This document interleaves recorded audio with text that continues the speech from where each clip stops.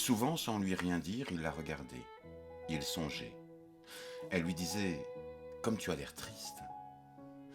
Il n'y avait pas bien longtemps encore, de l'idée qu'elle était une créature bonne, analogue au meilleur qu'il eût connu, il avait passé à l'idée qu'elle était une femme entretenue.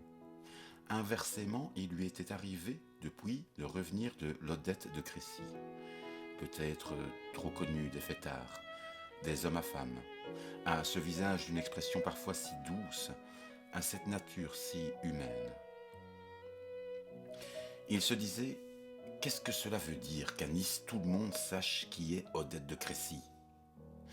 Ces réputations-là, même vraies, sont faites avec les idées des autres. Il pensait que cette légende, fût-elle authentique, était extérieure à Odette, n'était pas en elle comme une personnalité irréductible et malfaisante, que la créature qui avait pu être amenée à mal faire, c'était une femme aux bons yeux, au cœur plein de pitié pour la souffrance, au corps docile qu'il avait tenu, qu'il avait serré dans ses bras et manié, une femme qu'il pourrait arriver un jour à posséder toute, s'il réussissait à se rendre indispensable à elle. Elle était là, souvent fatiguée, le visage vidé, pour un instant, de la préoccupation fébrile et joyeuse des choses inconnues qui faisaient souffrir Swann. Elle écartait ses cheveux avec ses mains, son front, sa figure paraissait plus large. Alors, tout d'un coup, quelques pensées simplement humaines, quelques bons sentiments comme il en existe dans toutes les créatures, quand, dans un moment de repos ou de repliement, elles sont livrées à elles-mêmes, jaillissaient de ses yeux comme un rayon jaune. Et aussitôt tout son visage s'éclairait comme une campagne grise, couverte de nuages, qui soudain s'écartent pour sa transfiguration au moment du soleil couchant. La vie qui était en Odette à ce moment-là, l'avenir même qu'elle semblait rêveusement regarder, Swann aurait pu les partager avec elle. Aucune agitation mauvaise ne semblait y avoir laissé de résidus. Si rares qu'ils devinssent, ces moments-là ne furent pas inutiles. Par le souvenir, Swann reliait ses parcelles, abolissait les intervalles, coulait comme en or une Odette de bonté et de calme pour laquelle il fit plus tard, comme on le verra dans la deuxième partie de cet ouvrage, des sacrifices que l'autre Odette n'eût pas obtenus. Mais que ces moments étaient rares, et que maintenant il la voyait peu. Même pour leur rendez-vous du soir, elle ne lui disait qu'à la dernière minute si elle pourrait le lui accorder, car, comptant qu'elle le trouverait toujours libre, elle voulait d'abord être certaine que personne d'autre ne lui proposerait de venir. Elle alléguait qu'elle était obligée d'attendre une réponse de la plus haute importance pour elle, et même si après qu'elle avait fait venir Swann des amis demander à Odette, quand la soirée était déjà commencée, de les rejoindre au théâtre ou à souper, elle faisait un bond joyeux et s'habillait à la hâte. Au fur et à mesure qu'elle avançait dans sa toilette, chaque mouvement qu'elle faisait rapprochait Swann du moment où il faudrait la quitter, où elle s'enfuirait d'un élan irrésistible. Et quand, enfin prête, plongeant une dernière fois dans son miroir ses regards tendus et éclairés par l'attention, elle remettait un peu de rouge à ses lèvres, fixait une mèche sur son front et demandait son manteau de soirée bleu ciel avec des glands d'or. Swann avait l'air si triste qu'elle ne pouvait réprimer un geste d'impatience et disait « Voilà comment tu me remercies de t'avoir gardé jusqu'à la dernière minute. Moi qui croyais avoir fait quelque chose de gentil. C'est bon à savoir pour une autre fois. » Parfois, au risque de la fâcher, il se promettait de chercher à savoir où elle était allée. Il rêvait d'une alliance avec Forcheville qui peut-être aurait pu le renseigner. D'ailleurs, quand il savait avec qui elle passait la soirée, il était bien rare qu'il ne pût pas découvrir, dans toutes ses relations à lui, quelqu'un qui connaissait, fût-ce indirectement, l'homme avec qui elle était sortie et pouvait facilement en obtenir tel ou tel renseignement. Et tandis qu'il écrivait à un de ses amis pour lui demander de chercher à éclaircir tel ou tel point, il éprouvait le repos de cesser de se poser ces questions sans réponse, et de transférer à un autre la fatigue d'interroger. Il est vrai que Swann n'était guère plus avancé quand il avait certains renseignements. Savoir ne permet pas toujours d'empêcher, mais du moins, les choses que nous savons, nous les tenons, sinon entre nos mains, du moins dans notre pensée, où nous les disposons à notre gré, ce qui nous donne l'illusion d'une sorte de pouvoir sur elles. Il était heureux toutes les fois où M. de Charlus était avec Odette. Entre M. de Charlus et elle, Swann savait qu'il ne pouvait rien se passer, que quand M. de Charlus sortait avec elle, c'était par amitié pour lui, et qu'il ne ferait pas de difficulté à lui raconter ce qu'elle avait fait. Quelquefois, elle avait déclaré si catégoriquement à Swann qu'il lui était impossible de le voir un certain soir, elle avait l'air de tenir tant à une sortie, que Swann attachait une véritable importance à ce que M. de Charlus fût libre de l'accompagner.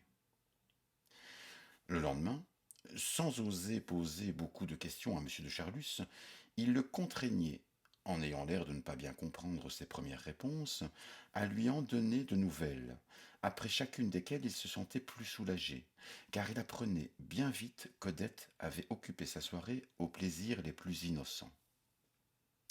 Mais comment, mon petit mémé, je ne comprends pas bien.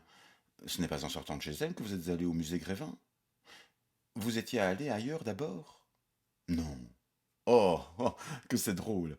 Vous ne savez pas comment vous m'amusez, mon petit mémé. Mais quelle drôle d'idée elle a eue d'aller ensuite au Chat Noir. C'est bien une idée d'elle, non? C'est vous? C'est curieux. Après tout, ce n'est pas une mauvaise idée. Elle devait y connaître beaucoup de monde. Non? Elle n'a parlé à personne. C'est extraordinaire. Alors vous êtes restés là, comme cela, tous les deux, tout seuls. Je vois d'ici cette scène. Vous êtes gentil, mon petit mémé. Je vous aime bien. Swann se sentait soulagé. Pour lui, à qui il était arrivé, en causant avec des indifférents qui l'écoutaient à peine, d'entendre quelquefois certaines phrases. Celle-ci, par exemple. J'ai vu hier Madame de Crécy, elle était avec un monsieur que je ne connais pas. Phrase qui, aussitôt, dans le cœur de Swann, passait à l'état solide, s'y durcissait comme une incrustation, le déchirait, n'en bougeait plus. Qu'ils étaient doux, au contraire, ces mots. Elle ne connaissait personne, elle n'a parlé à personne, comme ils circulaient aisément en lui, qu'ils étaient fluides, faciles, respirables. Et pourtant, au bout d'un instant, il se disait qu'Odette devait le trouver bien ennuyeux pour que ce fussent là les plaisirs qu'elle préférait à sa compagnie. Et leur insignifiance, si elle le rassurait, lui faisait pourtant de la peine comme une trahison. Même quand il ne pouvait savoir où elle était allée, il lui aurait suffi pour calmer l'angoisse qu'il éprouvait alors, et contre laquelle la présence d'Odette, la douceur d'être auprès d'elle, était le seul spécifique. Un spécifique qui à la longue aggravait le mal avec bien des remèdes, mais du moins calmait momentanément la souffrance. Il lui aurait suffi, si Odette l'avait seulement permis, de rester chez elle tant qu'elle ne serait pas là, de l'attendre jusqu'à cette heure du retour dans l'apaisement de laquelle seraient venues se confondre les heures qu'un prestige, un maléfice lui avait fait croire différentes des autres. Mais elle ne le voulait pas. Il revenait chez lui. Il se forçait en chemin à former divers projets. Il cessait de songer à Odette. Même il arrivait, tout en se déshabillant, à rouler en lui des pensées assez joyeuses. C'est le cœur plein de l'espoir d'aller le lendemain voir quelque chef-d'œuvre qu'il se mettait au lit et éteignait sa lumière. Mais dès que, pour se préparer à dormir, il cessait d'exercer sur lui-même une contrainte dont il n'avait même pas conscience tant elle était devenue habituelle, au même instant un frisson glacé refluait en lui et il se mettait à sangloter. Il ne voulait même pas savoir pourquoi, s'essuyait les yeux et se disait en riant « C'est charmant, je deviens névropathe ». Puis, il ne pouvait penser sans une grande lassitude que le lendemain il faudrait recommencer de chercher à savoir ce qu'Odette avait fait, à mettre en jeu des influences pour tâcher de la voir. Cette nécessité d'une activité sans trêve, sans variété, sans résultat, lui était si cruelle qu'un jour, apercevant une grosseur sur son ventre, il ressentit une véritable joie à la pensée qu'il avait peut-être une tumeur mortelle, qu'il n'allait plus avoir à s'occuper de rien, que c'était la maladie qui allait le gouverner, faire de lui son jouet jusqu'à la fin prochaine. Et en effet, si, à cette époque, il lui arriva souvent, sans se l'avouer, de désirer la mort, c'était pour échapper moins à l'acuité de ses souffrances qu'à la monotonie de son effort. Et pourtant, il aurait voulu vivre jusqu'à l'époque où il ne l'aimerait plus, où elle n'aurait aucune raison de lui mentir et où il pourrait enfin apprendre d'elle si le jour où il était allé la voir dans l'après-midi, elle était ou non couchée avec Forcheville. Souvent, pendant quelques jours, le soupçon qu'elle aimait quelqu'un d'autre le détournait de se poser cette question relative à Forcheville. La lui rendait presque indifférente, comme ces formes nouvelles d'un même état maladif qui semblent momentanément nous avoir délivrés des précédentes. Même il y avait des jours où il n'était tourmenté par aucun soupçon. Il se croyait guéri. Mais le lendemain matin, au réveil, il sentait à la même place la même douleur dont, la veille pendant la journée, il avait comme dilué la sensation dans le torrent des impressions différentes. Mais elle n'avait pas bougé de place. Et même, c'était l'acuité de cette douleur qui avait réveillé Swann. Comme Odette ne lui donnait aucun renseignement sur ces choses si importantes qui l'occupaient tant chaque jour, bien qu'il eût assez vécu pour savoir qu'il n'y en a jamais d'autres que les plaisirs, il ne pouvait pas chercher longtemps de suite à les imaginer. Son cerveau fonctionnait à vide. Alors il passait son doigt sur ses paupières fatiguées comme il aurait essuyé le verre de son lorgnon, et cessait entièrement de penser. Il surnageait pourtant à cette inconnue, certaine occupation qui réapparaissait de temps en temps, vaguement rattachée par elle à quelque obligation envers des parents éloignés ou des amis d'autrefois, qui, parce qu'ils étaient les seuls qu'elle lui citait souvent comme l'empêchant de le voir, paraissaient à Swann former le cadre fixe, nécessaire, de la vie d'Odette. À cause du ton dont elle usait, disait de temps à autre « Le jour où je vais avec mon ami à l'hippodrome », si, s'étant senti malade et ayant pensé « Peut-être Odette voudrait bien passer chez moi », il se rappelait brusquement que c'était justement ce jour-là. Il se disait « Ah non, ce n'est pas la peine de lui demander de venir. J'aurais dû y penser plus tôt. C'est le jour où elle va avec son ami à l'hippodrome. Réservons-nous pour ce qui est possible.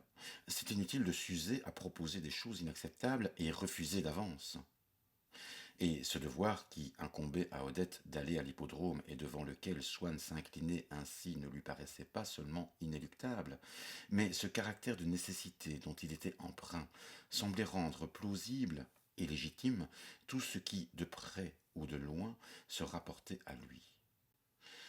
Si Odette, dans la rue ayant reçu d'un passant un salut qui avait éveillé la jalousie de Swann, elle répondait aux questions de celui-ci en rattachant l'existence de l'inconnu à un des 2 ou 3 grands devoirs dont elle lui parlait. Si, par exemple, elle disait « C'est un monsieur qui était dans la loge de mon ami avec qui je vais à l'hippodrome ». Cette explication calmait les soupçons de Swann, qui en effet trouvait inévitable que l'ami eût d'autres invités qu'Odette dans sa loge à l'hippodrome, mais n'avait jamais cherché ou réussi à se les figurer. Ah, comme il eût aimé la connaître, l'amie qui allait à l'hippodrome, et qu'elle l'y emmena avec Odette. Comme il aurait donné toutes ses relations pour n'importe quelle personne qui avait l'habitude de voir Odette, fût-ce une manucure ou une demoiselle de magasin. Il eût fait pour elle plus de frais que pour des reines. Ne lui aurait-elle pas fourni, dans ce qu'elle contenait de la vie d'Odette, le seul calmant efficace pour ses souffrances ? Comme il aurait couru avec joie passer les journées chez telle de ces petites gens avec lesquelles Odette gardait des relations, soit par intérêt, soit par simplicité véritable. Comme il eût volontiers élu domicile à jamais au 5e étage de telle maison sordide et enviée où Odette ne l'emmenait pas, et où, s'il y avait habité, avec la petite couturière retirée dont il eût volontiers fait semblant d'être l'amant, il aurait presque chaque jour reçu sa visite. Dans ces quartiers presque populaires, quelle existence modeste, abjecte, mais douce, mais nourri de calme et de bonheur, il eût accepté de vivre indéfiniment. Il arrivait encore parfois, quand, ayant rencontré Swann, elle voyait s'approcher d'elle quelqu'un qu'il ne connaissait pas, qu'il put remarquer sur le visage d'Odette cette tristesse qu'elle avait eue le jour où il était venu pour la voir pendant que Forcheville était là. Mais c'était rare, car les jours où, malgré tout ce qu'elle avait à faire et la crainte de ce que penserait le monde, elle arrivait à voir Swann, ce qui dominait maintenant dans son attitude était l'assurance. Grand contraste, peut-être revanche inconsciente ou réaction naturelle de l'émotion craintive qu'au premier temps où elle l'avait connu, elle éprouvait auprès de lui, et même loin de lui, quand elle commençait une lettre par ces mots. Mon ami, ma main tremble si fort que je peux à peine écrire. Elle le prétendait du moins, et un peu de cet émoi devait être sincère pour qu'elle désirât d'en feindre davantage.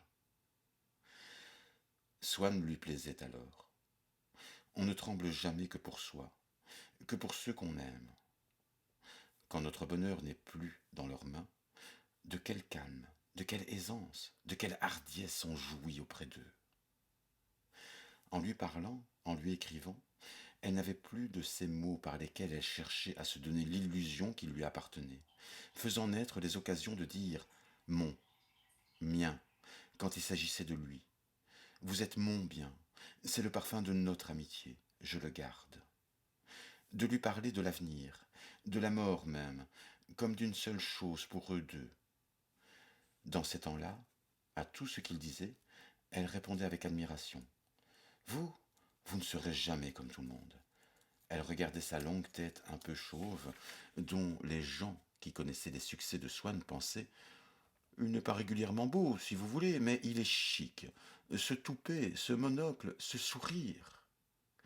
Et, plus curieuse peut-être de connaître ce qu'il était que désireuse d'être sa maîtresse, elle disait si je pouvais savoir ce qu'il y a dans cette tête-là. Maintenant, à toutes les paroles de Swann, elle répondait d'un ton parfois irrité, parfois indulgent. Ah, tu ne seras donc jamais comme tout le monde. Elle regardait cette tête qui n'était qu'un peu plus vieillie par le souci, mais dont maintenant tous pensaient, en vertu de cette même aptitude qui permet de découvrir les intentions d'un morceau symphonique dont on a lu le programme, et les ressemblances d'un enfant quand on connaît sa parenté. Il n'est pas positivement laid, si vous voulez, mais il est ridicule. Ce monocle, ce toupet, ce sourire. Réalisant dans leur imagination suggestionnée la démarcation immatérielle qui sépare à quelques mois de distance une tête d'amant de cœur et une tête de cocu. Elle disait ah, si je pouvais changer, rendre raisonnable ce qu'il y a dans cette tête-là. Toujours prête à croire ce qu'il souhaitait, si seulement les manières d'être d'Odette avec lui laissaient place au doute. Il se jetait avidement sur cette parole. Tu le peux si tu le veux, lui disait-il. Et il tâchait de lui montrer que l'apaiser, le diriger, le faire travailler, serait une noble tâche à laquelle ne demandait qu'à se vouer d'autres femmes qu'elle, entre les mains desquelles il est vrai d'ajouter que la noble tâche ne lui eût paru plus qu'une indiscrète et insupportable usurpation de sa liberté. Si elle ne m'aimait pas un peu, se disait-il, elle ne souhaiterait pas de me transformer.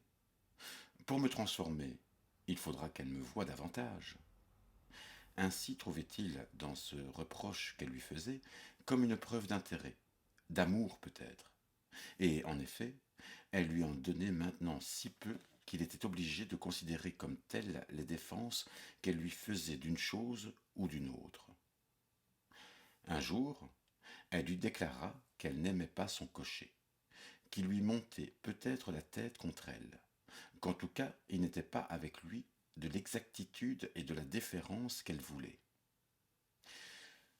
Elle sentait qu'il désirait lui entendre dire « Ne le prends plus pour venir chez moi », comme il aurait désiré un baiser. Comme elle était de bonne humeur, elle le lui dit. Il fut attendri.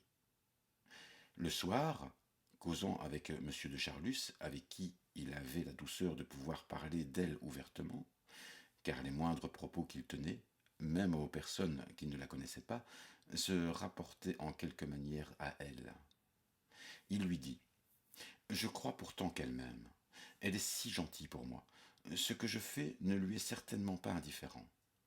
Et si, au moment d'aller chez elle, montant dans sa voiture avec un ami qu'il devait laisser en route, l'autre lui disait: Tiens, ce n'est pas Loredan qui est sur le siège? Avec quelle joie mélancolique Swann lui répondait: Oh, sapristi, non. Je te dirais, je ne peux pas prendre Loredan quand je vais rue La Pérouse. Odette n'aime pas que je prenne Loredan. Elle ne le trouve pas bien pour moi. Enfin, que veux-tu? Les femmes, tu sais. Je sais que ça lui déplairait beaucoup. Ah bien oui, je n'aurais eu qu'à prendre Rémi. J'en aurais eu une histoire. Ces nouvelles façons indifférentes, distraites, irritables, qui étaient maintenant celles d'Odette avec lui, certes Swann en souffrait, mais il ne connaissait pas sa souffrance. Comme c'était progressivement, jour après jour, qu'Odette s'était refroidie à son égard, ce n'est qu'en mettant en regard de ce qu'elle était aujourd'hui, ce qu'elle avait été au début, qu'il aurait pu sonder la profondeur du changement qui s'était accompli. Or, ce changement, c'était sa profonde, sa secrète blessure qui lui faisait mal jour et nuit. Et dès qu'il sentait que ses pensées allaient un peu trop près d'elle, vivement, il les dirigeait d'un autre côté de peur de trop souffrir. Il se disait bien d'une façon abstraite: il fut un temps où Odette m'aimait davantage. Mais jamais il ne revoyait ce temps. De même qu'il y avait dans son cabinet une commode qu'il s'arrangeait à ne pas regarder, qu'il faisait un crochet pour éviter en entrant et en sortant, parce que dans un tiroir était serré le chrysanthème qu'elle lui avait donné le premier soir où il l'avait reconduite, les lettres où elle disait: Que n'y avez-vous oublié aussi votre cœur? Je ne vous aurais pas laissé le reprendre. Et à quelque heure du jour et de la nuit que vous ayez besoin de moi, faites-moi signe et disposez de ma vie. De même, il y avait en lui une place dont il ne laissait jamais approcher son esprit, lui faisant faire, s'il le fallait, le détour d'un long raisonnement pour qu'il n'eût pas à passer devant elle. C'était celle où vivait le souvenir des jours heureux. Mais sa si précautionneuse prudence fut déjouée un soir qu'il était allé dans le monde. C'était chez la marquise de Sainte-Verte, à la dernière, pour cette année-là, des soirées où elle faisait entendre des artistes qui lui servaient ensuite pour ses concerts de charité. Swann, qui avait voulu successivement aller à toutes les précédentes et n'avait pu s'y résoudre, avait reçu, tandis qu'il s'habillait pour se rendre à celle-ci, la visite du baron de Charlus, qui venait lui offrir de retourner avec lui chez la marquise, si sa compagnie devait l'aider à s'y ennuyer un peu moins, à s'y trouver moins triste. Mais Swann lui avait répondu: Vous ne doutez pas du plaisir que j'aurai à être avec vous, mais le plus grand plaisir que vous puissiez me faire, c'est d'aller plutôt voir Odette. Vous savez l'excellente influence que vous avez sur elle. Je crois qu'elle ne sort pas ce soir avant d'aller chez son ancienne couturière, où, du reste, elle sera sûrement contente que vous l'accompagniez. En tout cas, vous la trouveriez chez elle avant. Tâchez de la distraire et aussi de lui parler raison. Si vous pouviez arranger quelque chose pour demain qui lui plaise et que nous pourrions faire tous les trois ensemble. Tâchez aussi de poser des jalons pour cet été, si elle avait envie de quelque chose, d'une croisière que nous ferions tous les trois, que sais-je. Quant à ce soir, je ne compte pas la voir. Maintenant, si elle le désirait ou si vous trouviez un joint, vous n'avez qu'à m'envoyer un mot chez madame de Sainte-Verte jusqu'à minuit, et après chez moi. Merci de tout ce que vous faites pour moi. Vous savez comme je vous aime. Le baron lui promit d'aller faire la visite qu'il désirait après qu'il l'aurait conduit jusqu'à la porte de l'hôtel Sainte-Verte, où Swann arriva tranquillisé par la pensée que M. de Charlus passerait la soirée rue La Pérouse, mais dans un état de mélancolique indifférence à toutes les choses qui ne touchaient pas Odette, et en particulier aux choses mondaines, qui leur donnaient le charme de ce qui, n'étant plus un but pour notre volonté, nous apparaît en soi-même. Dès sa descente de voiture, au premier plan de ce résumé fictif de leur vie domestique que les maîtresses de maison prétendent offrir à leurs invités les jours de cérémonie et où elles cherchent à respecter la vérité du costume et celle du décor, Swann prit plaisir à voir les héritiers des tigres de Balzac, les grooms, suivants ordinaires de la promenade, qui, chapeautés et bottés, restaient dehors devant l'hôtel sur le sol de l'avenue, ou devant les écuries, comme des jardiniers auraient été rangés à l'entrée de leur parterre. La disposition particulière qu'il avait toujours eue à chercher des analogies entre les êtres vivants et les portraits des musées s'exerçait encore, mais d'une façon plus constante et plus générale. C'est la vie mondaine tout entière, maintenant qu'il en était détaché, qui se présentait à lui comme une suite de tableaux. Dans le vestibule où autrefois, quand il était un mondain, il entrait enveloppé dans son pardessus pour en sortir en frac, mais sans savoir ce qui s'y était passé, étant par la pensée, pendant les quelques instants qu'il y séjournait, ou bien encore dans la fête qu'il venait de quitter, ou bien déjà dans la fête où on allait l'introduire, pour la première fois, il remarqua, réveillé par l'arrivée inopinée d'un invité aussi tardif, la meute éparse, magnifique et désœuvrée des grands valets de pied qui dormaient çà et là sur des banquettes et des coffres et qui, soulevant leur noble profil aigu de lévrier, se dressèrent et, rassemblés, formèrent le cercle autour de lui.